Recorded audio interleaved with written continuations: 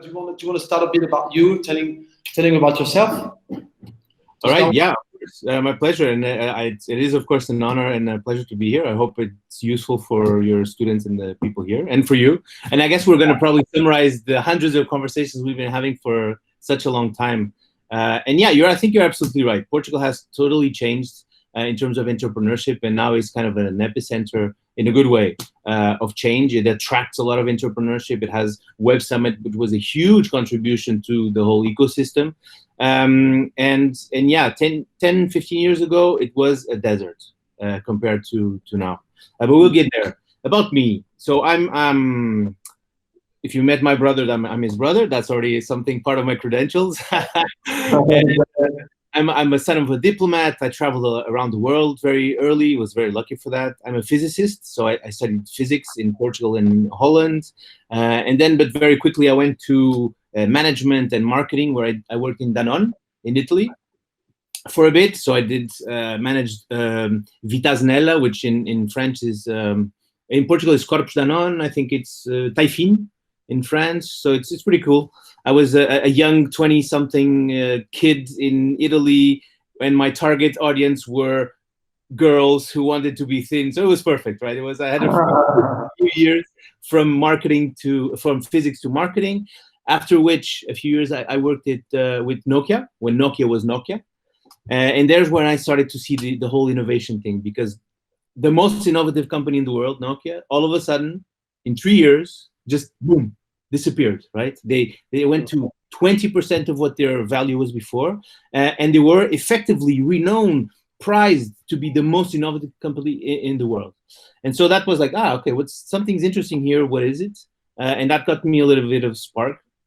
And I came back to Portugal, let's say about 15 years, 14, 12, I don't know, 12 years ago.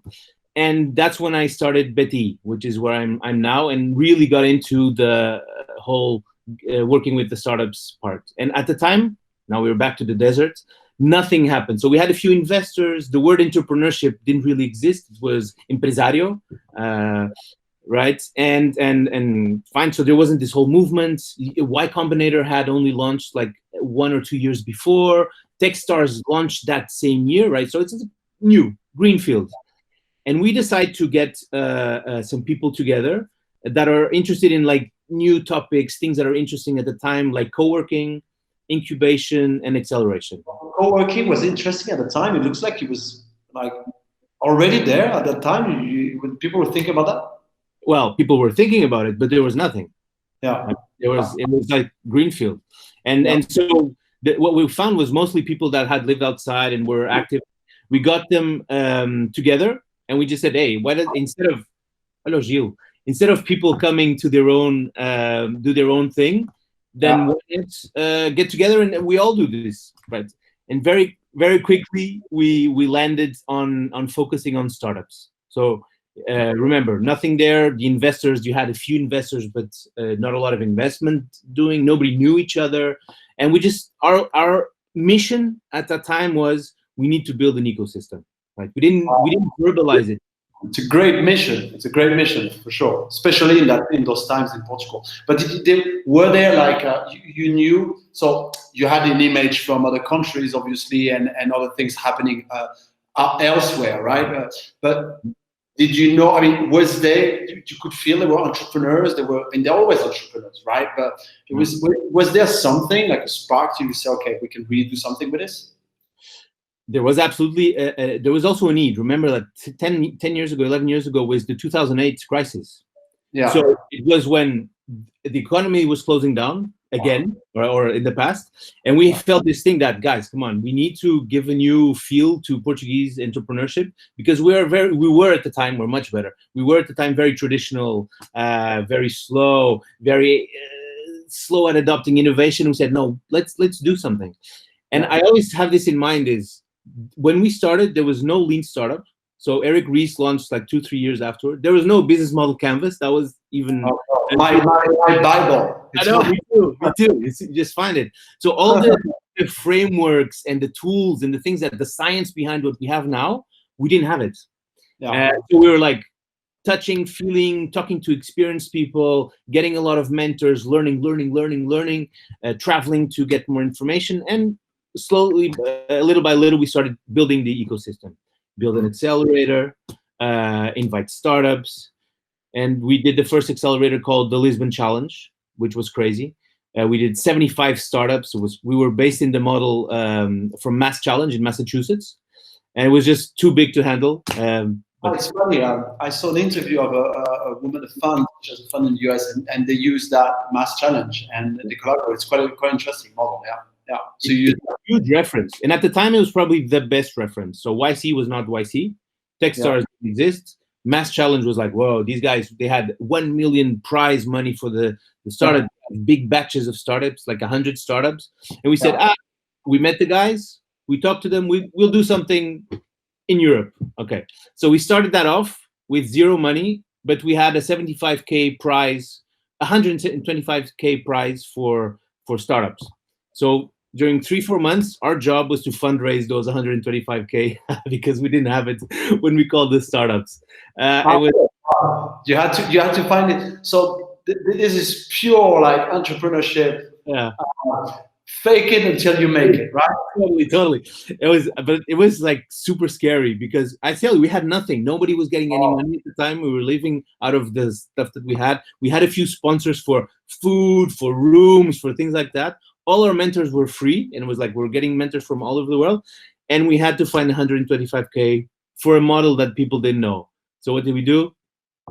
Boom, boom, boom, boom. Okay, well, then the question that everybody will ask now will be, how did you find that money? We just knocked at every door. We were very persistent, very insistent, and we sold at the time where everything was gloomy. We sold the dream. I think that was the trick, because so everybody was 2008 crisis everywhere. The economy was going down, and we had small pieces of positivity around us. And so one of the big sponsors we had was the City Council of Lisbon. That's why it's called the Lisbon Challenge and not Beta Challenge or Portugal Challenge or whatever. And they gave us a little bit of money, and that was like, okay, these guys have credibility, at least with the City Hall. And that then, we just pulled that, use that to get more sponsors, more people, more connections, and little by little we finished. And it was crazy because the last day where we're going to give the prize, where we closed the last 15K sign that day when we needed for the 125. Oh my God, what a stress! But anyway, so you launched it, so you saw there was like something happening, right? I mean, and I guess you had like it was a big mission, right? You felt that you had like quite a big mission, like it's to change the scene how it is and connect with people. And I mean, there's a beauty into accelerators and incubators, that's for sure, about this. And so so now we forward. What is Beta now, and what do you do there? So we changed a lot from 10 years ago, and basically 5 years ago we started what we call now open innovation programs, which is connecting startups to large companies, banks, insurance companies, Novartis, so pharma, energy companies, whatever. And the proposition here is that we think that the best support we can provide for startups that are post-seed is get them contracts with big companies and get them to go over that gap of credibility, because big companies to hire startups, very hard. They don't trust, they don't believe, there's no track records. So how do we do it? So we have a whole mechanism around it, right? And we call these open innovation programs. And so we're, let's say 80 to 90% of our activity now is focused on that. And we really believe in that, in terms of it's probably the best support for that stage of startups. It brings a lot of innovation for the corporates, a lot, because if they keep on hiring Microsoft and IBM and GE for their stuff, then everybody's going to innovate the same way. But if you modulate that with startups, they do much newer stuff. And so we've been perfecting this mechanism of open innovation, and with a fund on the side and things like that. But that's really the big activity that we do. So now that's why we do collaborative innovation, like we say. That's really interesting. And you say that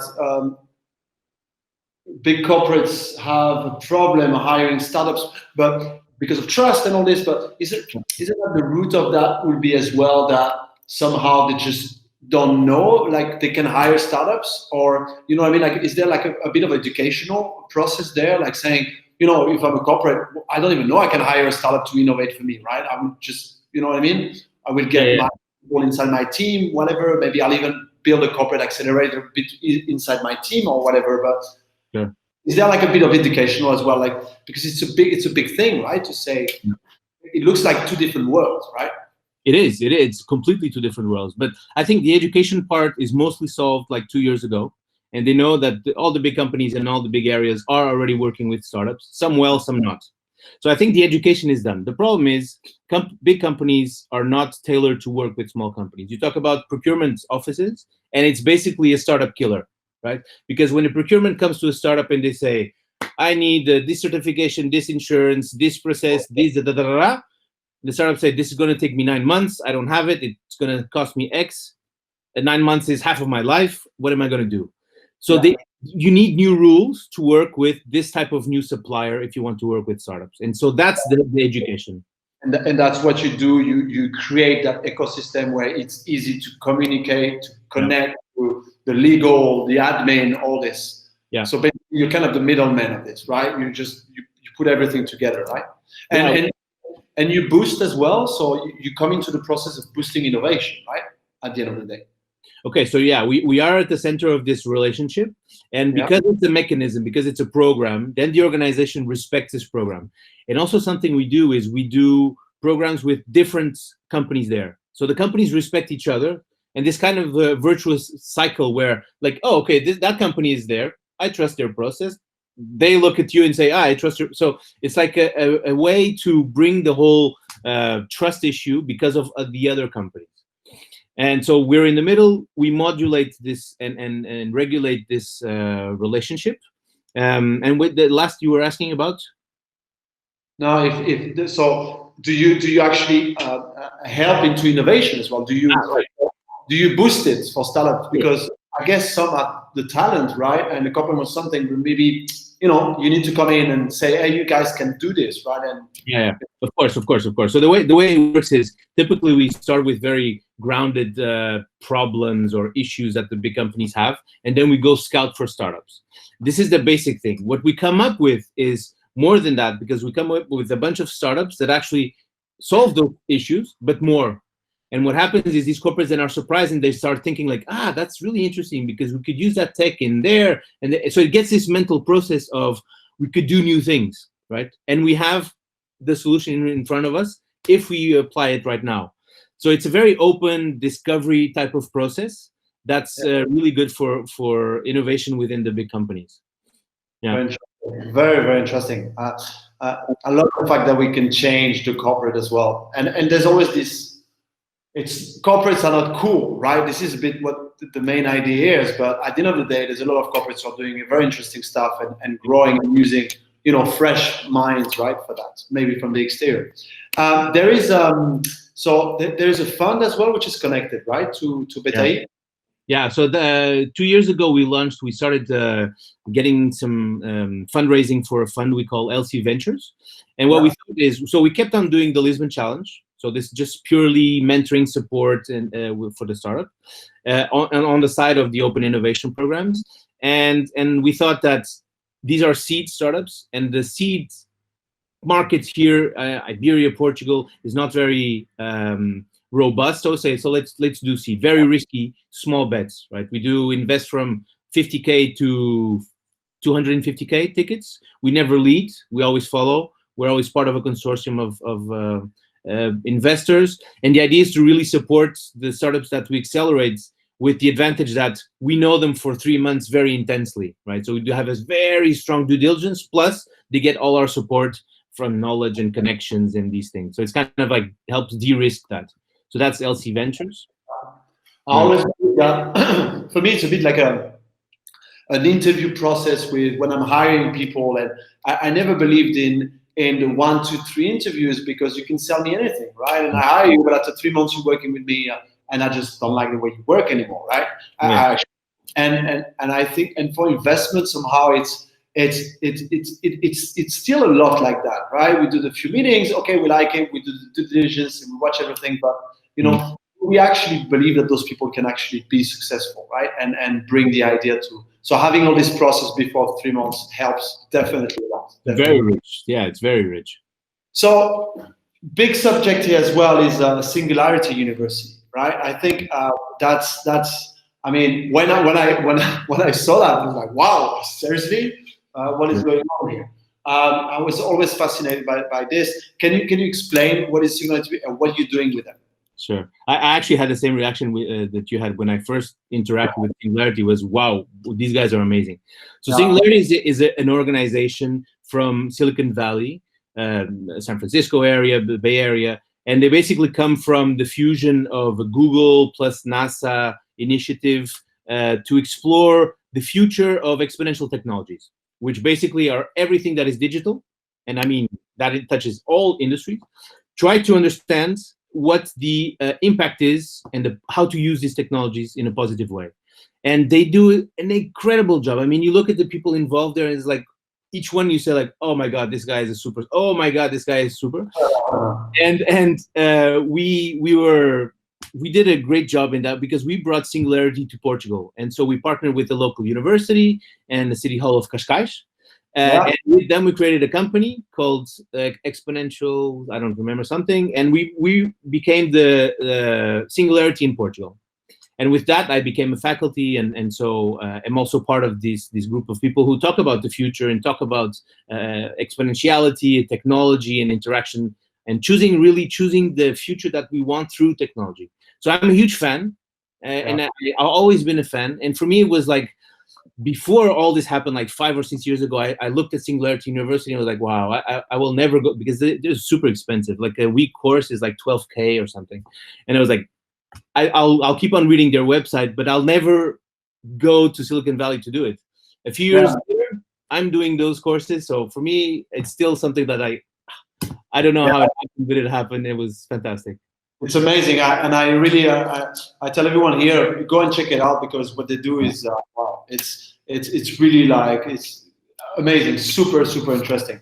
Very cool. So lots of innovation. So that's where you are now. That's what you do. Innovation is a big subject, and there is. So I have a first question: what is collaborative innovation?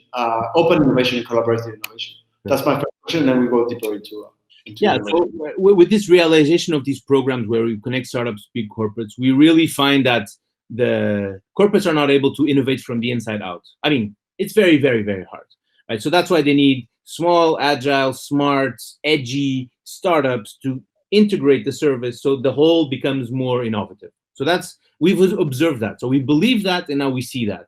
And so for us, it means like, okay, there's a huge thing here. And only a small part of the world works like that. And we believe that the future will be a large part of the world will work like that. So we're in the transition where it's growing a lot. It's not an easy practice, because the corporate cannot kill the startup if it goes too aggressive. And the startup needs to know how to interact with. I mean, there's a lot of intricacies involved. So it's not a direct process. But I think that the future, near future, 5, 6, 7 years, that will be the norm, right? So a lot of companies will be doing that as the normal. And for startup, it's great, because it will be much easier for you to do B2B stuff, much easier for you to connect with corporates, because they already have these mechanisms in place, and you don't have to go to procurement, you don't have to go through legal and blah, blah, blah. So we found that out, we fine-tuned it, and like a couple years ago, we said, okay, this is it. This is the thing that will lead to more innovation and to more startup support, and it just clicked. Collaborative innovation, and it works, and it's working. Yeah, and it's working. And you have a first seat to watching all this innovation happening, which is great. Of course, each day must be different industries. Each day for you must be quite amazing, I have to say, for sure. I'm privileged. For example, this week we have Free Electrons, which is 10 utilities, electric companies from around the world program. We just launched Salt Tomorrow, which is a program with the City Hall about the recovery and tourism. We have another one in energy, and at the end on Friday we have the demo day of an insurance program in a week. My God, this is amazing. It's super good. I'm literally, I just had a jealous feeling right now, like a that inner thing that just came out of there. I wish I was there. No, but that's great. That's great. So yeah, innovation. So very big subject. The big question that everybody always asks, and especially my students, especially students in general. It looks like this unreachable, overwhelming thing. It looks like that everybody has to do it because it's the most important. That's how you're going to make it. How do you create innovation? Is it that overwhelming thing? Is there easier ways to do it? And it's necessary. We know that, especially in the competitive world of today, for sure. But how do you get there? Well, I think you're probably teaching 80% of what you need to know with Lean. For me, it's you don't discover things. It's not innovation is not invention. It has to have traction. It has to have a business relationship with, have to make money out of innovation. Otherwise, it's a cool invention. And I think we've got, for the last few years, we got the methodologies down, right? We got BMC, Lean, we got design thinking, we got the variations in Agile. So we know how to do it, right? We cracked the code. So I think really to do it is not so much overwhelming, is probably counterintuitive. You don't need to be super creative. You need to be a disciplined scientist, in my opinion. Yeah.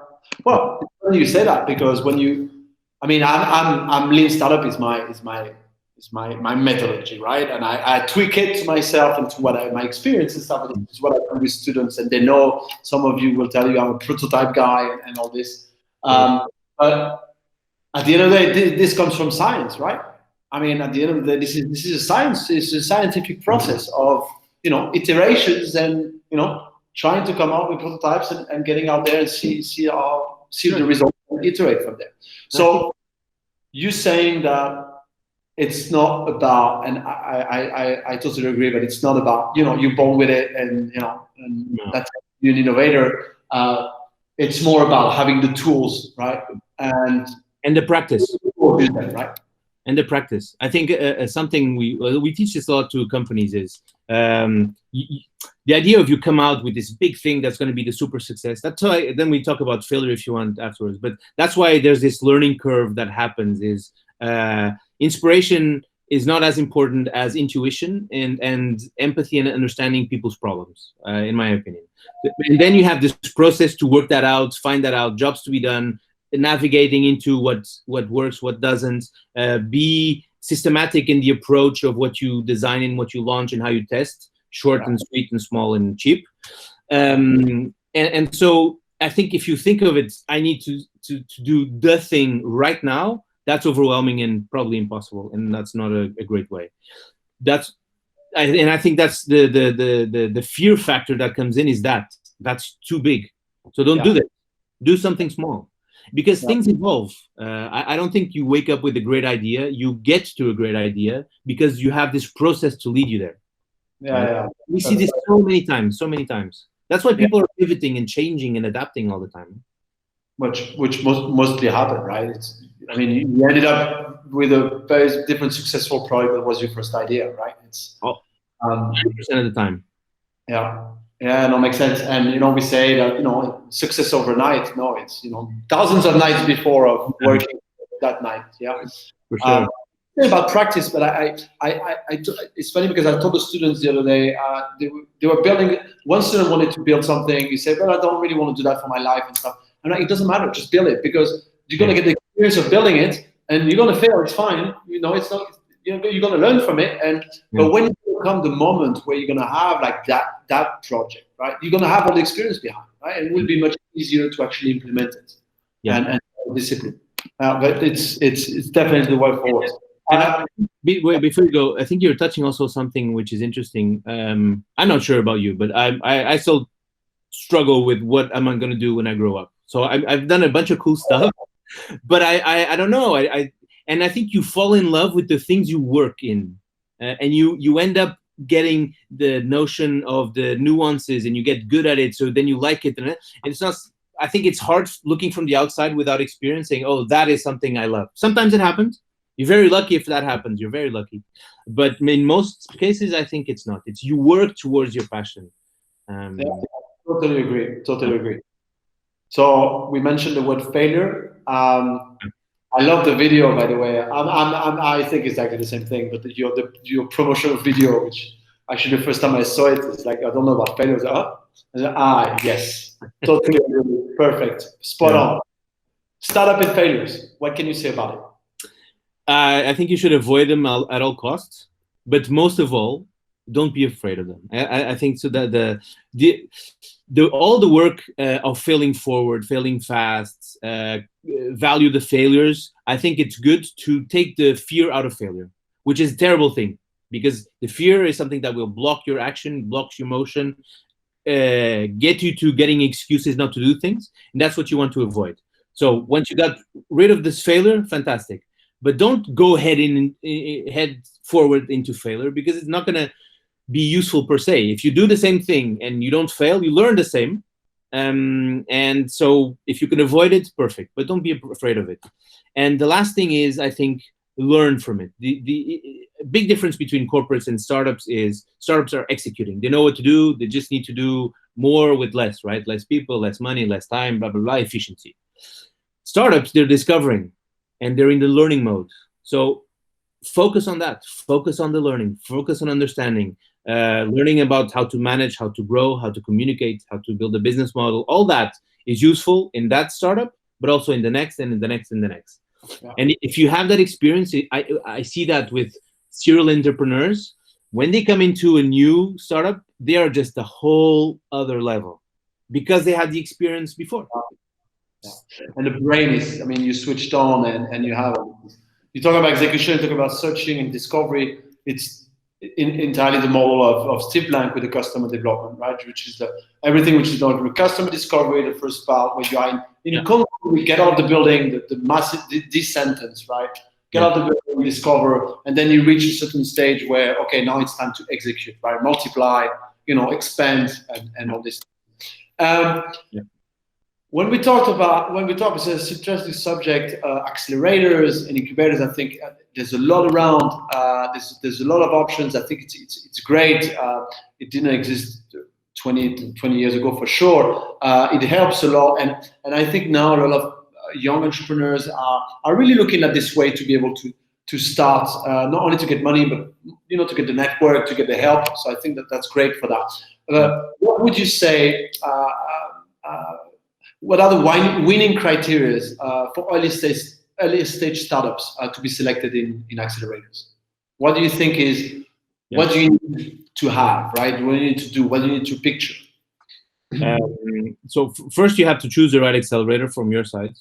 See the one that is advantageous to what you want to do. There are a lot of sectorial accelerators. That's good.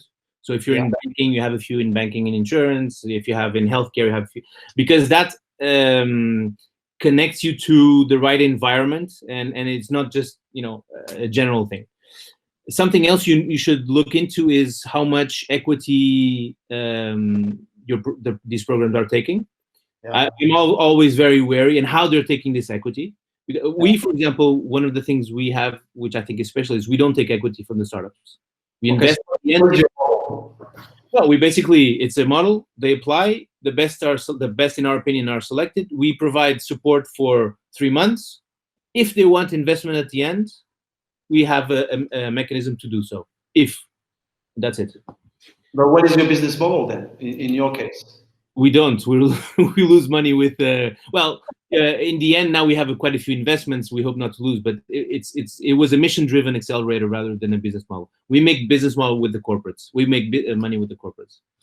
So okay. Corporates and okay. Yeah. Okay. And all right. So and what do you think? So it's about choice, right? Choosing the right accelerator, and what do they need to have to get in there, right? Because it's not every startups are winning. Not every startup gets to go inside, right? So what would you say to somebody who's starting something and say, all right, I would like to go to an accelerator. What can I do to get there, right? Okay. So if you're a startup, I think what I would suggest is be very clear of what you want to get out of the accelerator. You want to get the connections. You want to get the business model down. You get the network and the mentoring. What is it? It could be several things, but be clear about it. So it's your own personal, your own startup development plan. You need to be clear what you want there. And when you go in pitch, and I think this is general for investors pitch as for an accelerator pitch, know who you're pitching to. What are their interests? What are their focus? Why do they have the accelerators? Because if you're able to help them help themselves, then you're a big way ahead. So it's really, you have to be tactical about it. Huh? And then you have early stage accelerators, later stage. So there's now, like you said, there's so many out there. Some good, some not so good. Yeah, you have to make your own research. Don't take the first offer as well, right? And No. And try, because at the end it's still a commitment, right? Okay, so if we talk about, I mean, you've seen how many startups did you? How many? How just have a number? How many startups? I don't know. A year. Let me see. Last year we had around 1,500 startups in our different programs. Yeah. So okay, so you do. So I think you could answer that question pretty well. What do early stage founders, right? So we're talking to the crowd that you have now listening to this talk. What do they need to do to sail in the right direction, right? To build the startup. What are the most important aspects they have to focus on to build a startup? And based on everything that you've seen, right? And you've seen a lot of startups who didn't make it. I mean, there must be some things that always come back, right? There must be not. It's sure. It's 100%. So I think it's a bit like the Australians were saying. I don't want to be a wet fish, but the team is really the core. The team is really the thing that makes a difference, because in almost every case, what you have at the beginning is different than what you'll have at the end, right? And that's a sign of progress. It's a good sign if things change. But change done correctly needs a good team. And I think if you have a good team, can transform an average startup into a good startup. An average team probably has a hard time transforming a good idea into, or a middle idea into a good idea. So the team is fundamental, but that's hard to evaluate because it's good in what? For me, it's brains, technical savvy. So they need to have the tech skills in-house and not outsource everything, right? Because part of the development needs to be there, and you need to iterate. So you don't want to pay for each iteration, and also relationship to the area, to the business area, to the topic, to that. Have some prior experience is always a big plus. And let me stop you here for a second, because I think it's important. Do you think is it like? Yeah, you have the right team, but when you talk about the knowledge about the sector, is it something that you think that you need to be somehow from that sector, or you need to work in that sector, or can you learn it, right? So yeah, that's an excellent question with a tricky answer, because if you're too much into the sector, then you have this bias of you're going to probably present back the same things that are going there. However, if you don't know enough to understand the problems, you won't be able to match. So the ideal is to have some kind of like informed ignorance or intelligent ignorance in your team. So you're ignorant about the sector up to the point where you're not biased to the usual solutions, but you know enough to know, this is what they're really trying to solve. So you can get different approaches to it. And that's a super hard balance, because sometimes we get very experienced people from the sector, and they come with okay solutions, but they're like more of the same in things. And sometimes we get guys people with totally radical innovation, but they don't have any connection. So it's that middle term that's hard to do. So get some information, but don't let it castrate your innovation, your ideas from outside. And the team is key, obviously. Would you think? Does it depend as well on what each person? Let's say you have 3 founders, right?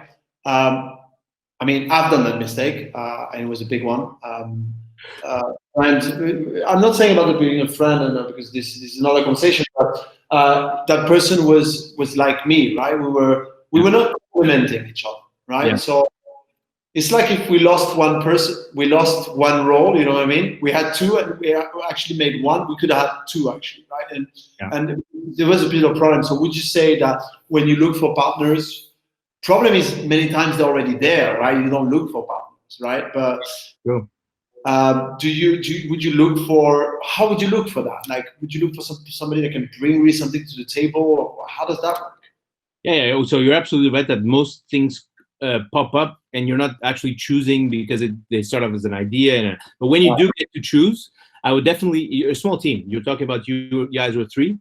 So 3, 4, 5, you need to have very complementary different roles because there's so much to do in so many different areas that you need this kind of different perspectives to find out at the beginning. Actually, that's after a while you need to change that. You need to consolidate a little bit, get profiles, get a little bit more structure. But at the beginning, it's good to be a little bit all over the place. Yeah. Systematic and methodic, but all over the place in terms of competencies. Makes sense.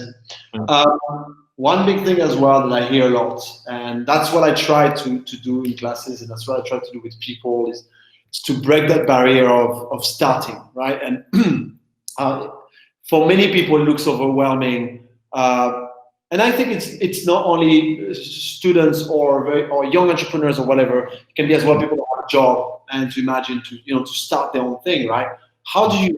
What would you say to that, right? How would you say to jump and say, right, just do it? But it's not enough, right? No. So I think you take the pressure out by saying you're not doing a startup, you're doing a project. Yeah. So that's just doing using different word is already a different level of stress, right? Yeah. Because the problem is, if you're doing a startup, you're like committing to something, you're putting your all, it's your idea, your individual image is kind of related to that. So it's like, it's a project. I'm just trying stuff out.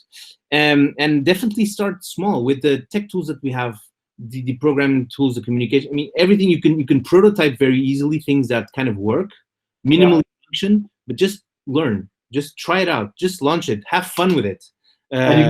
Side, right? I mean, you don't need to leave your job first, and no, mostly you don't. You can start doing a lot of things in parallel. Then after a while, I think if it gets serious and it gets traction, then you might need to dedicate more resources of yourself and more time. But at the beginning, just try stuff out.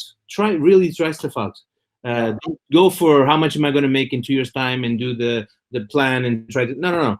See if there's traction, talk about unit economics, talk about satisfying that one client at the beginning, get an understanding, get the conversations in, and then it builds up, right?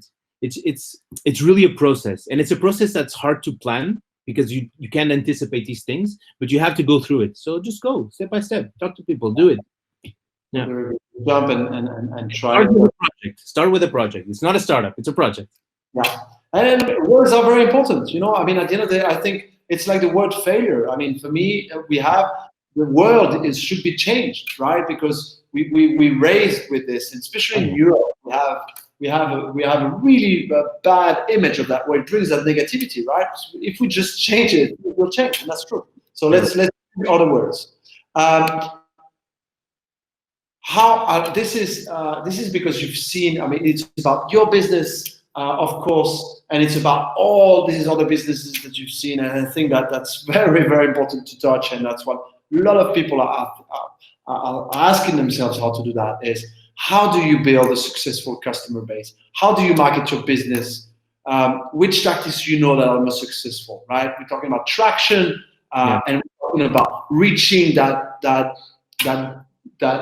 thing, right? That sign of product market fit, right? What works? I mean, I'm sure it is very different with every kind of sectors. That's for sure. Yeah. It's very different with different kind of sector, whether you're B2C, B2B, B2C, the different combinations. So it varies infinitely.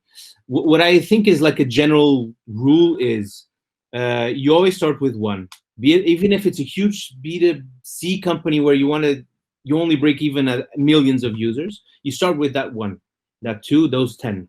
Those first 10 are fundamental for you to understand the deep-rooted needs and desires and all those dimensions that are very human. So before you go massive, you need to go individual. And that's how I think, because if you do that, when you go massive, you already have inside the product these small nuances that make it connect to people at an individual level, and you can commercialize it at a bigger one. So but that's one a very critical mistake that startups do is they do premature scaling and they do premature optimization. So premature scaling is they do that. They immediately say that I have to start with a base of 500 people or companies, otherwise it doesn't make sense. Well, no, because to understand what 500 companies need or want, you have to start with the first 10. And the premature optimization especially happens with tech profiles who like to build stuff, and they want to build something too perfect at the beginning, right? And that is a constraint for iteration afterwards. Yeah, for many reasons, yeah, of course. Yeah, very difficult to change, and we get this emotional connection with it as well. It makes it even more difficult. Yeah. Funding. Funding, very important subject as well. Everybody. I mean, money is. Everybody needs it to build businesses, and there's always. And it's funny because a lot of people think that's the first step that you need to do is to look for money, right? Yeah. So, what do you say about this? First of all, this discussion, and then what would you say to startups that are looking for funding? Tips to actually do it, and because at some point they're going to need it, right? Yeah. Funny enough, the best funding rounds I've seen consistently are startups that don't need the money at that time. So because you're in a much better. Sorry. They didn't give it away, no? No. But they're in a situation where they can last for a few months, for a year. They don't need that money right now. They're not in super stress. They're in a better negotiational position, so they can contact, because it's a relationship, so it takes time, right? You want to talk to different investors. You want to see the different term sheets. You want to see the different mechanisms of investment to feel comfortable and do it right.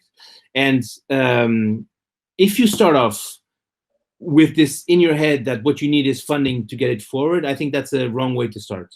Because what you need, any startup needs to start, are clients, are paying clients ideally. And that is what, if you're able to focus on traction and revenue from day 1, 0, that's actually better than getting funded, because you don't get diluted. You have immediately proof of concept and proof of value. If you want to expand your base, then you go look for funding, and you have your clients, so you can prove that it works. So you're in a much better position. Focus on sales and clients, not on funding. Even though, and I know, and we have a fund, right? And I know that startups do need investment, but it's the angle and the approach that I think is different. Are you part of the process of funding companies? Do you take part in this as well? I support the process of evaluating the startups. Okay, and yeah, are you successful in this? Well, actually, the fund is going well, but these are like 10-year things, right? These are they mature in 10 years. The fund has 2-3, but so far we're positive. So in the sense that some have died, of course, some have grown reasonably well, most have grown okay. So it's growing as it should, but it's not huge. Am I successful? Well, yeah. I mean, it's a process. It's funny. I was listening to Tim Ferriss. He was talking about he had a talk with Ryan, and he was saying that he doesn't know yet if he's a successful business angel, right? Yeah. And an angel investor. He doesn't know yet, and he's been doing that since 10, 15 years. And the guy asked him, why do you stop doing it? It's like, well, I stopped because I need to know first if I'm good at it. Right? Yeah. Because I invested in hundreds of startups and I just still don't know. Yeah. I have to wait 5 or 10 years more, and depending on the exits and everything, I'll see if I'm good or not. Yeah. And it was a very, very funny way to say it, but that's very true. Right? Very true.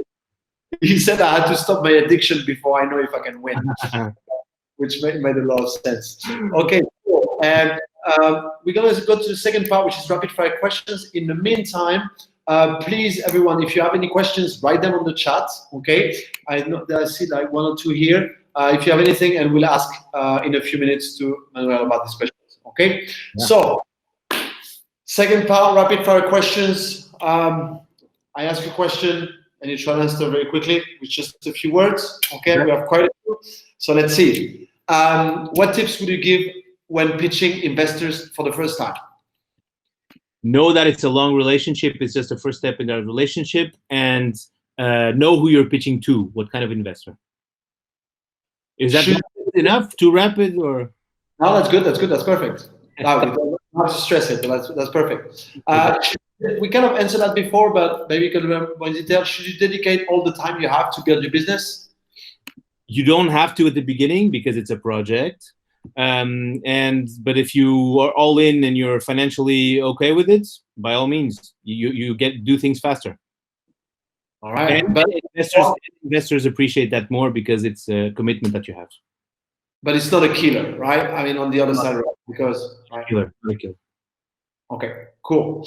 How long does it take for a startup to break even? That's an interesting question because how can you answer that? But I've seen startups that only create the company when they have a business, so they break even from day one. And I've seen some that are 7 years old and they're still trying to make money. All right. Okay. The sooner the better. Okay, that's an important one. How to find business ideas? Is there recipe, tools? Yeah. So good ideas and live the problem. Be part of the problem. Be curious. It doesn't have to be the best solution at the beginning. You'll work that out through it. Just be useful. Be useful as a solution. So solve the problem, right? Always. Yeah. And if your problem, the better, because you have an intimate knowledge of it. Yeah. And it doesn't have to be save the children. And I know that's useful and that's good. And it's great that people do that. It doesn't have to be the biggest problem in the world to be useful. No, of course. That makes sense. Yeah. That's what blocks people as well, to think that they have to. I think that's one of the things. That's what is overwhelming, right? We have to become Steve Jobs, right? And it's not like that, right? But but a lot of this, I think, right? Okay, so that brings the other question that leads to that. When do entrepreneurs know when they have the right idea? When everybody else thinks they have the right idea, and especially the market and the clients are paying for their idea. All right, so we're talking about customer base. There's always a question, product market fit, how do you reach that? What does it mean? How would you measure the number of clients? Is there a way, is there a formula? All right, I have product market fit, right? Because it's very complicated, right? Yeah. Well, there's a whole share of market logic that you kind of funnel to what you might be able to reach. And it has to do a relationship between what your assumptions are for that given problem / solution versus the traction that you're getting and how it resonates. And if it's too far from what you think, you should be getting, then there's something off of it. That's interesting. But also something is, don't be the only one evaluating how much your share of market should be. Ask people around you because you're biased. You think always that the problem you're solving is probably bigger than it actually is, and that more people will be doing it. So ask other people to help you out. Actually, there's the other thing I've done that mistake. I've created a problem myself. But then nobody used the product, so I realized maybe that was not an existing problem. Okay. Toughest challenge while building a business? Why? Toughest challenge while building a business? Team, growing a team, managing people. So people in your team are what makes the difference in the positive and the negative. And when you start to scale, you probably need to grow that team quickly, and maintaining the culture, that's for me the hardest thing to do. It's not tech, it's not business, because when you find it, you find it. It's the team. Especially when founders maybe don't have this experience, right? They're more into product marketing, sales, but one day they have to become HR, right? And that's of course makes total sense. What to do with competition? Leave it behind in two senses. No, but I have this in two senses. Leave it behind as, of course, win over them, but leave it behind you, because don't focus on them. You should focus on where you're going and not to try to defensively work against them. Focus on your thing. Do your thing. Yeah, good. Pivot or persevere? It depends a lot. Here, I think probably the biggest quality is being humble to others' opinions. Having said that, I've seen cases where nobody believed in something, and the founders were like, no, and then they were right. So tricky. Actually, I heard Sam Altman, the guy, the CEO of the YC Combinator, and he was saying that normally the greatest ideas are the ones that nobody likes first, right? And some people, when you say, if, you know, you have a great idea when actually nobody likes it first. Yeah. Yeah, but the problem is if nobody keeps on liking it, so you know. Yeah, for sure. Tell everyone your idea or keep it secret. Absolutely tell everybody, unless it's like a formula for, yeah. This is a huge myth between that people will steal my idea. Imagine this: you're dedicated to a project or a startup, you're investing your funds, your time, and you tell somebody, that person says, wow, that's a great idea. They will have to change their whole life, you're doing what you're doing, but you're like way few months ahead, and to catch up on what you're saying. In all the startups, it's never happened. Well, maybe once. In the electricity sector, and it was like a high-tech solution thing. So absolutely tell everybody, discuss with it, get feedback, get bouncing ideas, open up. That's exactly what I think as well. How do you handle adversity and doubts? What to do when all seems lost? And I'm saying this because it happens. Oh yeah. Right? You have days.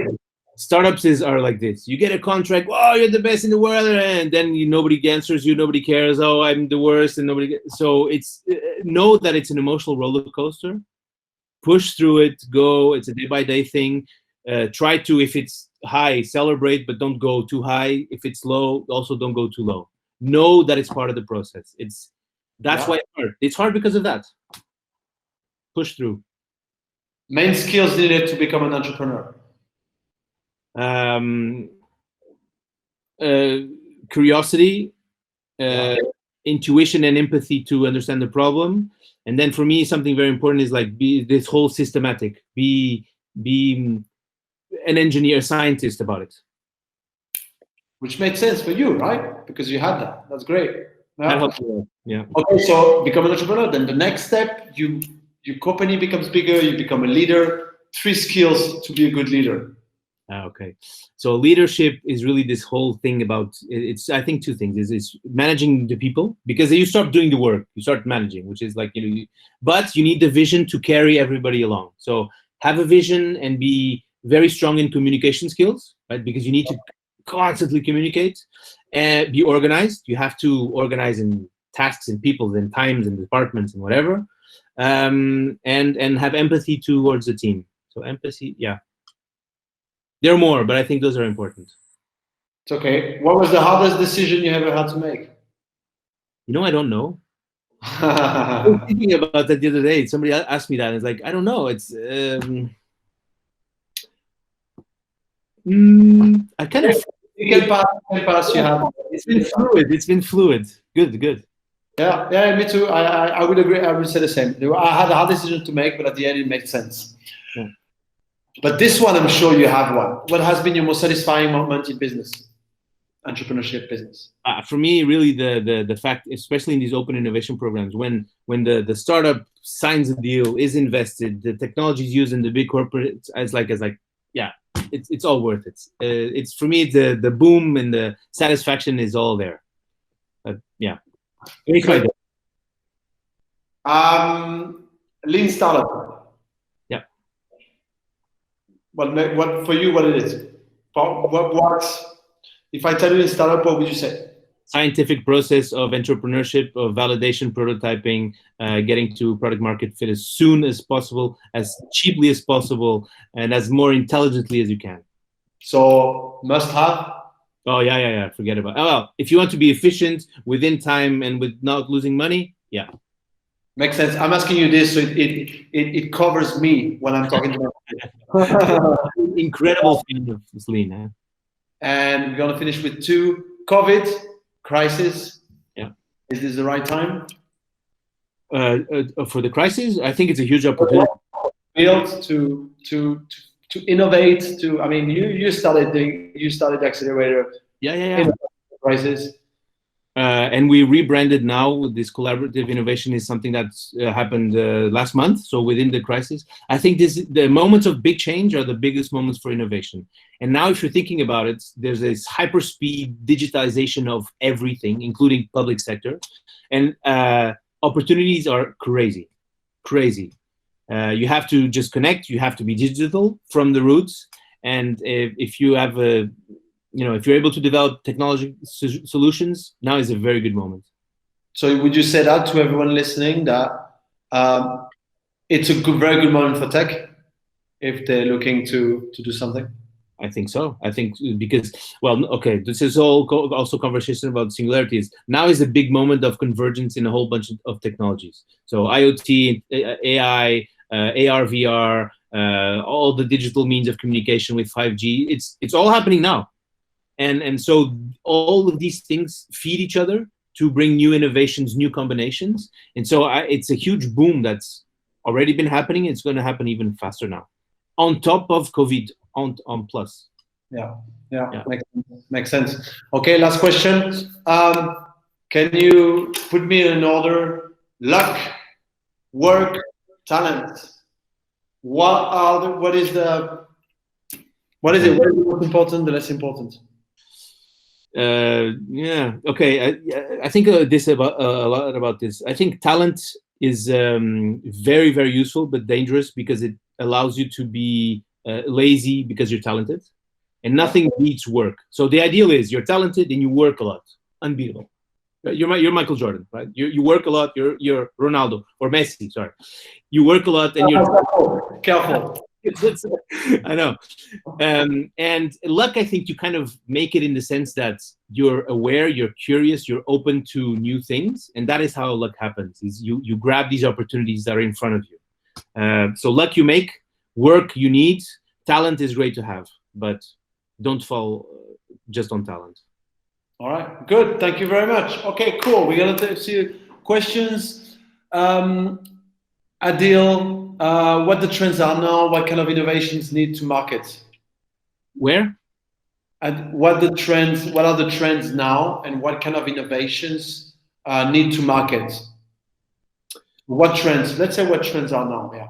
What are the trends? There are so many things. Healthcare, for example. Healthcare, there's a huge movement from everybody, both hospitals, so caretakers, to pharma and care providers, to digitize the process, to make it in your home, to anticipate things. You have a lot of sensors that are giving infinite information that you can use. So healthcare is radically changing. Another big movement is insurance. Insurance is changing because also sensors. Now you can know if you drive well, where you drive, if you drive too fast, if you drive a lot, just on the car insurance. And so now the insurance and the banking industries have a flood of information they didn't have, which allows them to have many more opportunities. And insurance is one of the industries that have not been disrupted yet, right? I mean, now it's been disrupted, but it's been a way for that because Yeah. I love the case, for example, of Lemonade in the US and all these digital-only insurance. Oscar, for example, in health insurance, also US, New York company. And these guys just use data, AI to analyze the risks that they have.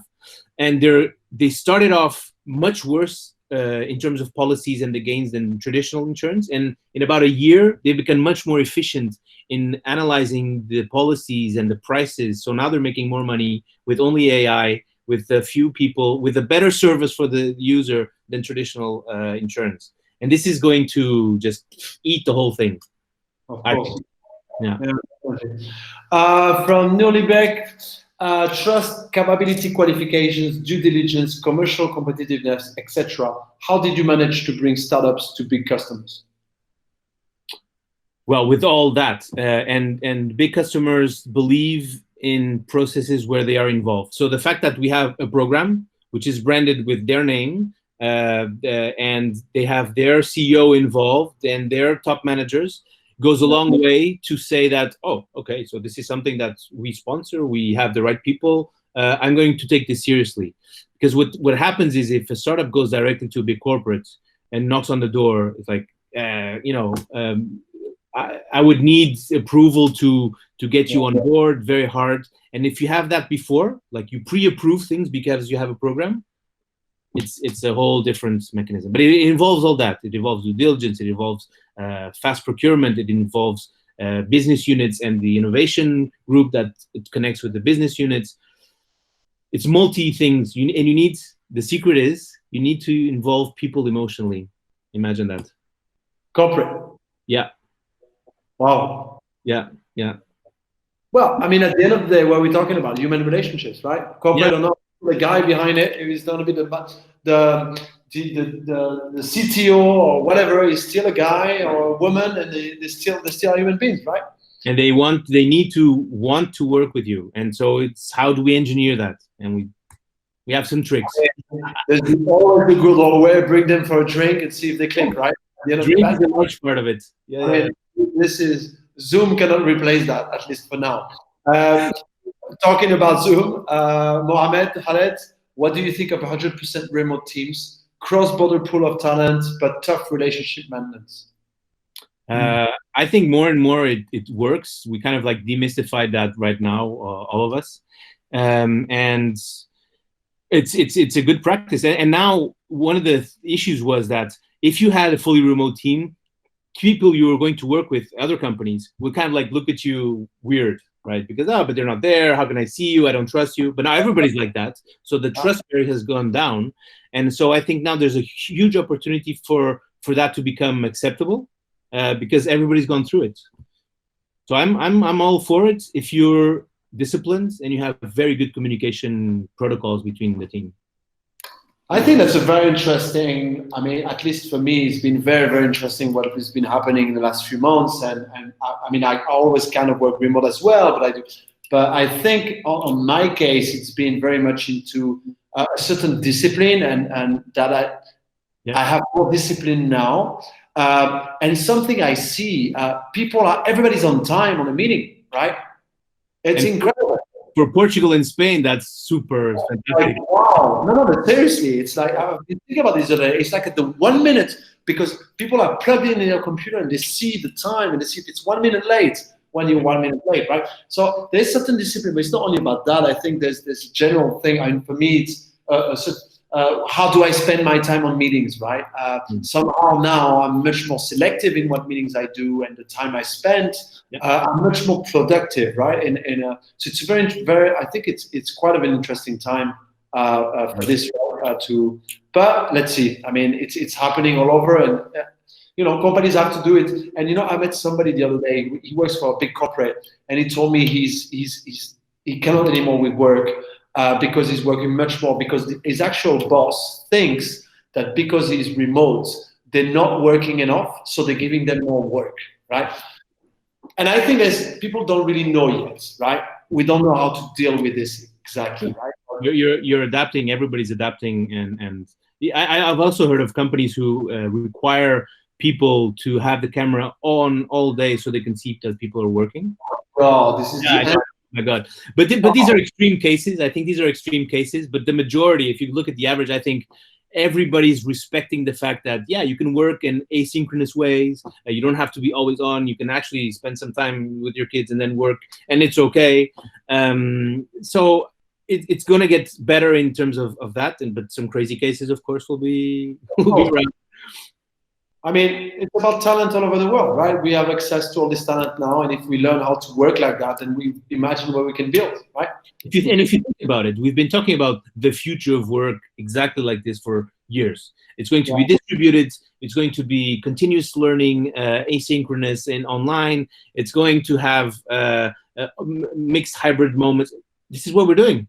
From 2 months, this is what we're doing. We're in the future of work. We're happening now. It's great. No, it's a very interesting time. At least I think it's very interesting time. All right, thank you very much. What would you say now, last thing, to all the people listening and to people that are building a business, any general advice that you would say about entrepreneurship, about this life that we're having, this quite amazing life, I have to say? What would you say to people? Well, I think it's probably the most exciting thing you can do. And I know there are big companies out there that, of course, are interesting and exciting and pushing the boundaries on a few things, but they're not yours. They're not building something from scratch. They don't give you the freedom that you have of working much more than other people, but doing something that you choose to do and in the direction that you choose to do. And I think that for me is unbeatable, to have something that is mine, and I'm super proud of it because I started from scratch. So do it. Start small. Start with a project. Go forward. It's yours. Make it yours, and don't look at competition. Look at you. All right. Define Good. success. Yeah. Sorry, say again. Define your own success. Yeah. Yeah, exactly. And it's a journey which matters. All right, because it's a long journey, but it's a very exciting one. All right, thank you very much, Manuel. That was great. Thank you for being here. Thank you for everyone being here as well. If anyone has questions, they can pass on to Manuel. I will. You know, for my students, you can contact me. You know how. But yeah, thank you very much for this. Good luck with everything, with what you do with that challenge now, and obviously we'll continue talking. Loved it. Thank you, guys. Thank you for being here. Thank you, Antoine.